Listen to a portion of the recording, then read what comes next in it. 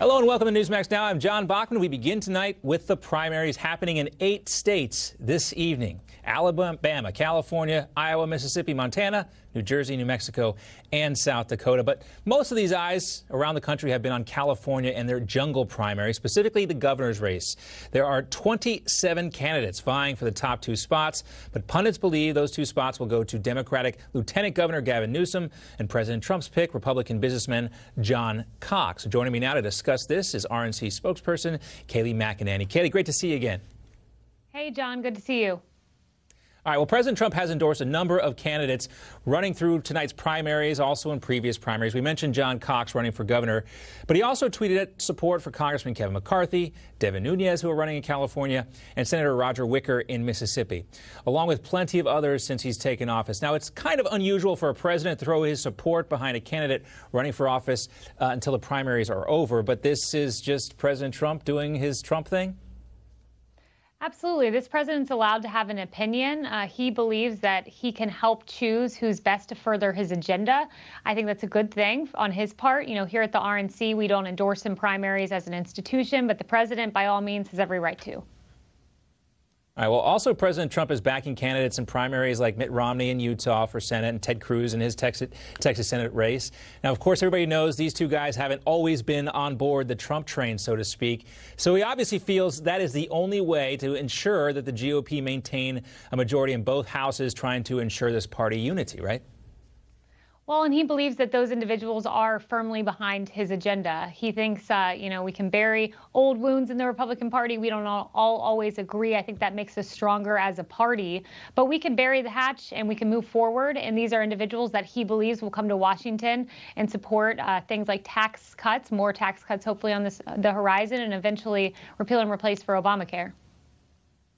Well, there's a downside to endorsing too early as well, right? I think about Luther Strange in Alabama. Strange was the establishment's guy. He lost, of course, to Roy Moore in the Republican primary, that special election. Mo Brooks was also running for that same Senate seat, and he probably would have won that general election against Democrat Doug Jones. Is there a lesson to be learned from that?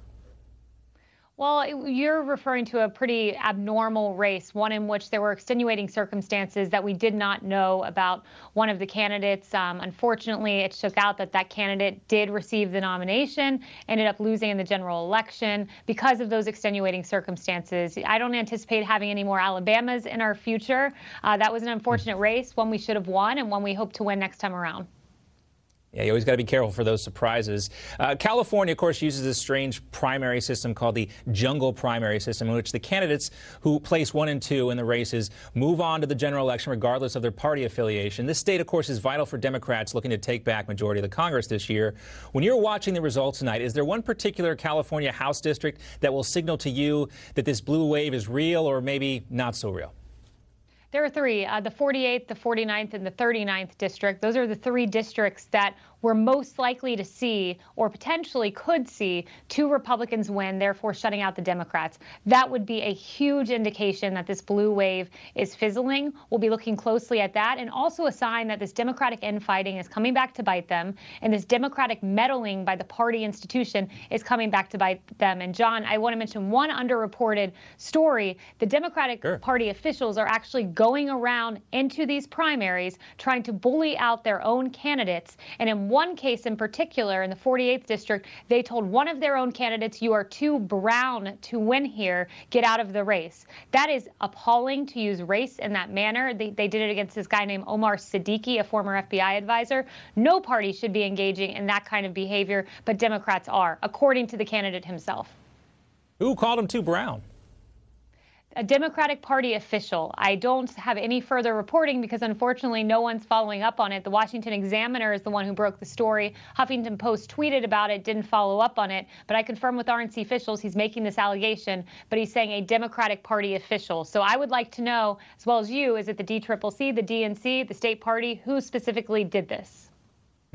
Well, Democrats are also throwing around a lot of money in those intra-party fights for these primaries. money they probably wish they'd have if they advanced the general election. Let's talk about something else here. That's Attorney General Jeff Sessions. President Trump has been very active on Twitter, airing his grievances with Sessions for some time now. This morning, President Trump, again, placing the blame of the Russia investigation squarely on Jeff Sessions' shoulders. The Russia witch hunt, he says, or witch hunt hoax, continues, all because Jeff Sessions didn't tell me he was going to recuse himself. I would have quickly picked someone else. So much time and money wasted, so many lives ruined, and Sessions knew better than most that there was no collusion. Kayleigh, is it wise for the president to keep slamming his attorney general so publicly like this? I think it's an important fact. You know, Jeff Sessions went into a job interview to take a job that he could not do one of the biggest parts of that job, which is lead the Russia investigation. That was a really important fact. Would have been great if the president would have known that. I understand that frustration. You know, you've had Mueller for a year. We haven't had any reporting that he's found anything that pertains to collusion. So the president has every right to be frustrated and air that grievance. And if he wants to keep doing so, he should, because Jeff Sessions should have revealed that fact. There's no doubt about that. All right, Kayleigh McEnany, great to see you again as always, and good luck with those election results tonight. I know you'll be up late. Thanks, John. Appreciate it.